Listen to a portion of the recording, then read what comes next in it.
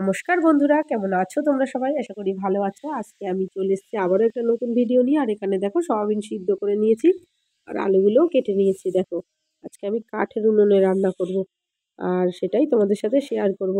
তো চলো দেখতে থাকো পুরো ভিডিওটা। এখানে কড়াইতে তেল গরম করে আলুগুলো দিয়ে দিয়েছি। আলুগুলো ভালো করে ভেজে নিচ্ছি হালকা করে। ভেজে নিয়ে সয়াবিনটা আগে পরিষ্কার জল দিয়ে ঠান্ডা জল দিয়ে ধুয়ে নিয়েছি। জলটা বেশ ভালো করে চিপে নিয়েছি। এবার আলুগুলোর মধ্যে সয়াবিনগুলো দিয়ে দেবো আর একটু হালকা করে ভেজে নেবো আবারও সয়াবিনগুলো। না হলে যদি সয়াবিনগুলো দেওয়া হয় তাহলে কাঁচা কাঁচা একটা গন্ধ আসে সিদ্ধ করা সয়াবিনগুলো দিয়ে। তো সেই কারণে আলু আর সয়াবিনটা আমি একটু হালকা লবণ দিয়ে ভেজে নেব, তাহলে খেতেও ভালো লাগে। আর এখানে দেখো আমি টমেটো, পেঁয়াজ, আদা, লঙ্কা এগুলো সব ভালো করে ধুয়ে নিচ্ছি।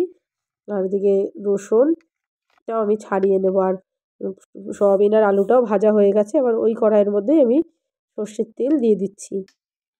তো তেলটা একটু গরম হয়ে গেলে এর মধ্যে আমি দেবো গোটা জিরে, তেজপাতা আর শুকনো লঙ্কা। তো এটা একটু ভালো করে ভাজা ভাজা হয়ে গেলে পর আমি দিয়ে দেবো পেঁয়াজ কুচি। তো পেঁয়াজটাও ভালো করে আমি একটু ভেজে নেব নেড়ে চেড়ে। আর দেখো বন্ধুরা, কাঠের আগুনটা কি সুন্দর লাগছে দেখো। কাঠে রান্না করতে কিন্তু সত্যি দারুণ লাগে, কিন্তু একটা সমস্যা কি, কাঠের কালি হয় খুব।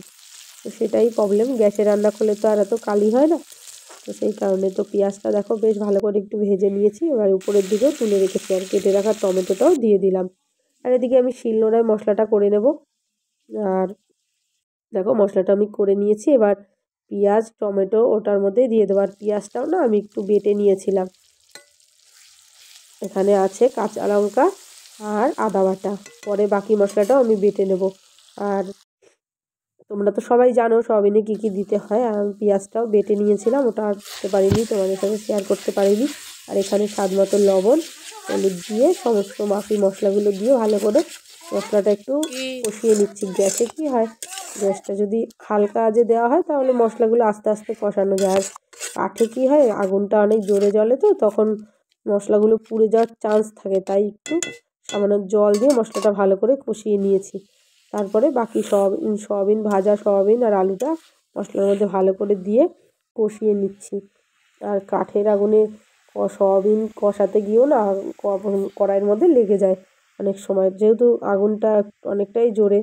আর গ্যাসে তো আস্তে আস্তে দেওয়া হয়, তাই অনেক আস্তে আস্তে সিমে দিয়ে সয়াবিনগুলো কষানো হয় সেই কারণে। আর ভালো করে কষিয়ে নিয়ে জলটাও দিয়ে দেবো। দেখো লেগে পড়ছে নিচের দিকটা, দেখে বুঝতেই পারছো। তো দেখো জল দিয়ে দিচ্ছি। আর সয়াবিনে এখানে একটু বেশ খানিকটা জল দিতে হবে, কারণ কাঠে জাল দিলে জলটা তাড়াতাড়ি টেনে যায়, তাই সেই কারণে জল একটু বেশি দিতে হয়। তো দেখো ফাইনালি আমার সয়াবিন রান্না হয়ে গেছে। তো কেমন লাগলো কমেন্টের মাধ্যমে কিন্তু অবশ্যই জানাবে। তো আজকের মতো টাটা, দেখা হবে নেক্সট ভিডিওতে।